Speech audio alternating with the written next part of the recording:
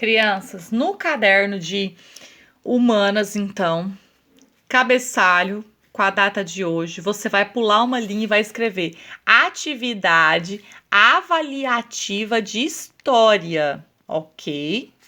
Páginas 48 e 49. Então, atividade avaliativa de história, páginas 48 e 49. Vai pular uma linha aqui, ó, e colocar número 1. Feito isso, você vai copiar essas atividades aqui no livro de história. Olha só, página 48. O tema é a divisão de tarefas indígenas. Lembra que no caderno de...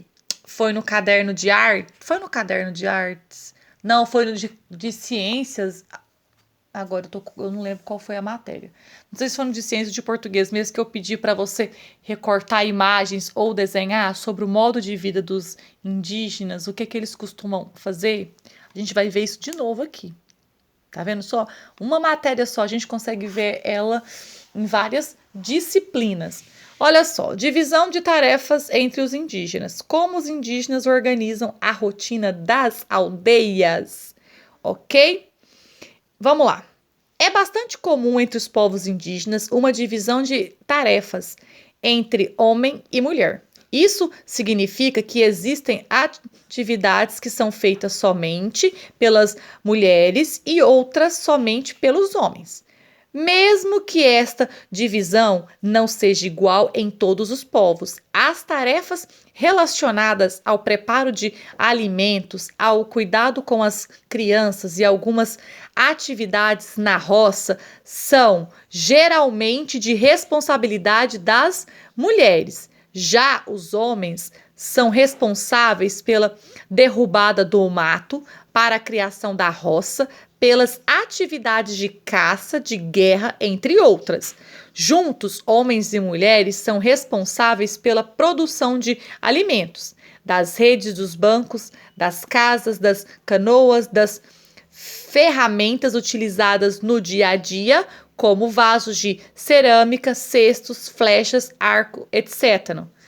A primeira perguntinha que você vai copiar, não é para copiar esse texto, não. Copiar a pergunta aqui, essa primeira.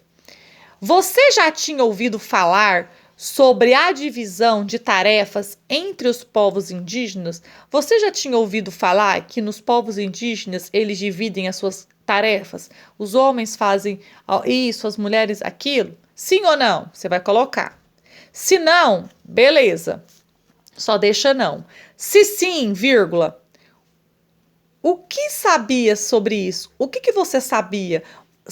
Sem ser o que está falando aqui no texto, o que você sabia sobre a divisão de tarefa dos indígenas? Ai, professor, eu sei o que está falando aqui, que as mulheres cuidam das crianças, cuidam da comida, que os homens são responsáveis por caçar e tal. Então, você vai colocar o que você sabia.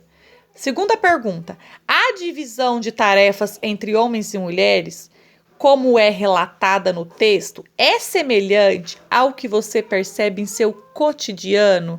Sim ou não e por quê?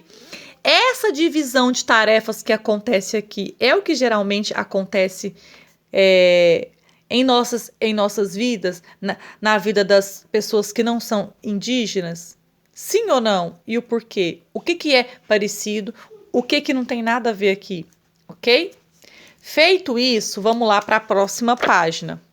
Lá na página 49, olha só. Você vai ler o texto aqui, ó, tá vendo? E vai responder essas duas perguntas aqui. Qual é a sua opinião sobre o modo de vida indígena em que todos na aldeia vivem de modo coletivo, dividindo as tarefas e os frutos no seu trabalho? Qual a sua opinião? O que você acha desse jeito que eles levam a vida? Ai, professora, eu acho que quando, igual eles dividem tudo, dividem as tarefas, eu acho isso muito legal, porque assim, todo mundo trabalha igual. Uns não tem o perigo de acontecer de uns trabalharem mais do que o outro. Beleza? Você vai colocar a sua opinião. A última. Imagine como seria a rua, ou o bairro, ou a cidade onde você mora, fosse uma grande aldeia. As pessoas viveriam melhor ou pior? Por quê? Imagine que o bairro que você mora, imagine se fosse uma aldeia, uma tribo indígena.